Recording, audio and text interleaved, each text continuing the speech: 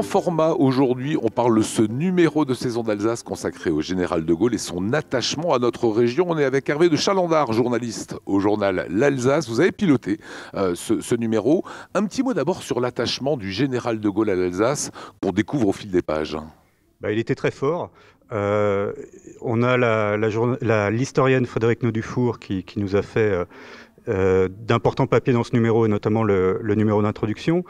Il faut juste rappeler aussi qu'il a fait les 2 guerres mondiales en tant qu'officier, la première et la deuxième, et qu'à chaque fois l'Alsace, pendant ces guerres, était séparée de la France, et que le but de ces guerres était de récupérer aussi l'Alsace, remettre l'Alsace dans le giron français. Voilà, donc pour lui, c'était très important, évidemment, quoi. Voilà, c'est vraiment ce qu'on ressent, c'est qu'il était né en 1890. Voilà. L'Alsace et la Lorraine ne faisaient plus partie de la France, et visiblement, cette France amputée de cette région, eh bien, il aura à cœur de vouloir la remettre au centre de la France. Voilà, donc ça faisait partie pour lui, la France, c'était un tout évidemment avec l'Alsace, et c'est sans doute aussi ce qui fait l'attachement de Gaulle pour l'Alsace, mais aussi des Alsaciens pour de Gaulle, c'est qu'il reconnaissait tout à fait cette part germanique. Pour lui, l'Alsace, c'était la frontière est de la France, par où passaient toutes les invasions, et donc il savait parfaitement la réalité de cette histoire compliquée.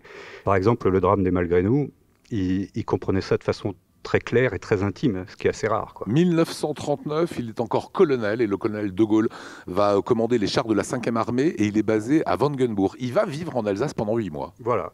Donc en fait, la 5e armée devait surveiller la frontière est de la France entre en gros la Sarre et le sud du Bas-Rhin. Et cette 5e armée décide d'installer son état-major à Wangenbourg.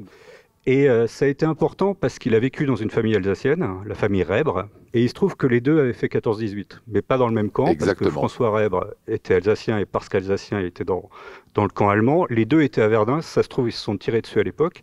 Et ça aussi, je pense que c'est très important pour la compréhension intime de Gaulle du particularisme alsaco-mosellan. Donc ils ont discuté ensemble à ce moment-là, et ça a été une façon pour lui de vraiment montrer son attachement à l'Alsace, et ça a été important. Après, il est revenu dans les années 50, il est repassé chez les Rèbres, ils n'étaient pas là, il leur a laissé un mot dans la boîte aux lettres pour leur adresser son amical souvenir. On retrouve aussi son attachement dès la fin de la guerre, on est le 24 décembre c'est Noël, ouais. C'est la messe de minuit, on est en 1944, ouais. Il vit en Alsace, ouais. La messe de minuit, il va la vivre à Erstein. Voilà, et alors là, c'est la fin de la guerre, dans l'esprit des gens, mais ce n'était pas encore la fin de la guerre en Alsace. Et c'est ça aussi qui est important, c'est qu'il est venu à ce moment-là, le 24 décembre, à Erstein, de façon surprise, hein, évidemment, les gens ne pensaient pas le voir, alors que c'était encore dangereux. Strasbourg était menacé par les nazis de nouveau, la poche de Colmar n'avait pas cédé, enfin c'était encore assez la guerre, quoi.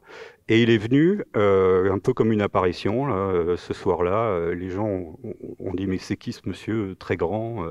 Ils ont reconnu sa voix, donc c'était de Gaulle, il était là avec Leclerc. Et c'est aussi le sens du serment de Koufra que la France ne pouvait être libérée totalement que quand l'Alsace sera libérée. Strasbourg a failli être pris.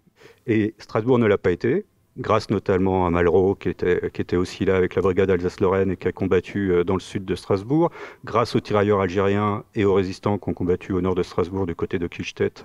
De Gaulle n'a pas abandonné Strasbourg à ce moment-là, il a pesé de tout son poids parce que c'était impossible que Strasbourg libéré soit de nouveau reprise, quoi. Voilà, et ça fera que le serment de Koufra sera respecté, voilà. Juré de ne déposer les armes que lorsque nos couleurs, nos belles couleurs, flotteront sur la cathédrale de Strasbourg. Quel texte superbe. Voilà. Ouais. C'est une amitié entre, à l'époque, le colonel Leclerc, qui deviendra le général Leclerc, et de Gaulle. Ils partagent les mêmes valeurs. Hein. Ils partagent les mêmes valeurs. Voilà. Ce serment de Koufra, c'est comme Malraux aussi d'ailleurs. Hein. Ils ne se sont pas dit on va libérer la France quand on aura libéré Paris, quand le drapeau flottera en haut de la Tour Eiffel ou en haut de Notre-Dame. Non, c'était Strasbourg.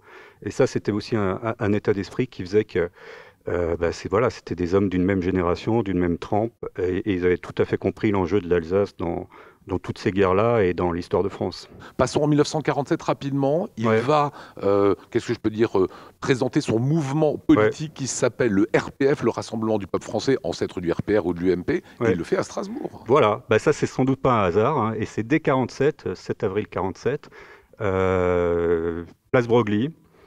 du haut du balcon de l'hôtel de ville. Les images sont incroyables quand on voit la foule qu'il y avait ici, place Broglie. C'est évidemment pas pour rien qu'il l'a fait en Alsace. Il y avait cette ferveur qui était encore celle du libérateur.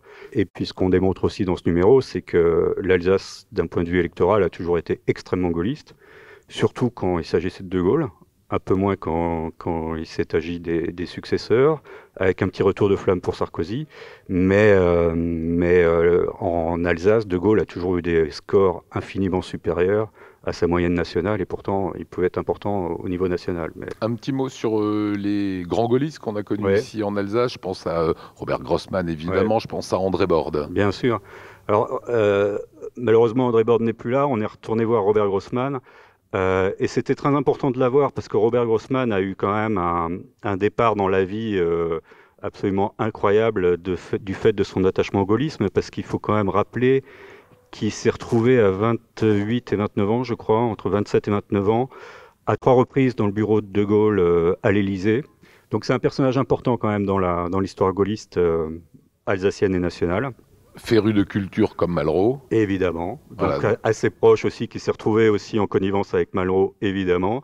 Malraux qu'il avait fait venir lors d'assises en 69 ici à Strasbourg avec Pompidou. Et c'était quelques semaines avant que De Gaulle ne quitte le pouvoir à la suite d'un référendum qu'il avait perdu sur le Sénat et la régionalisation. Et c'est un référendum qu'il a perdu au niveau national, mais qu'il a largement gagné au niveau alsacien, parce que comme je le disais, chaque fois qu'il s'agissait de De Gaulle à une élection en Alsace, il n'avait aucun problème, évidemment. Voilà, et ça sera ma dernière question. Pour lui, l'Alsace française, c'était ce lien avec la partie germanique de l'Europe. Ouais. Il y avait la lisière, la frontière était ténue, voilà. Et voilà, il tenait à cette Alsace. Et donc c'était l'Alsace française et c'était aussi l'Alsace rhénane. C'est ça. Et De Gaulle était germanophone, il aimait l'Allemagne, il est allé en Allemagne, il a vécu en Pologne, etc. Et il connaissait très bien cette double histoire, et il était tout à fait conscient, comme je le disais au début, que l'Alsace avait besoin de ses deux jambes pour marcher.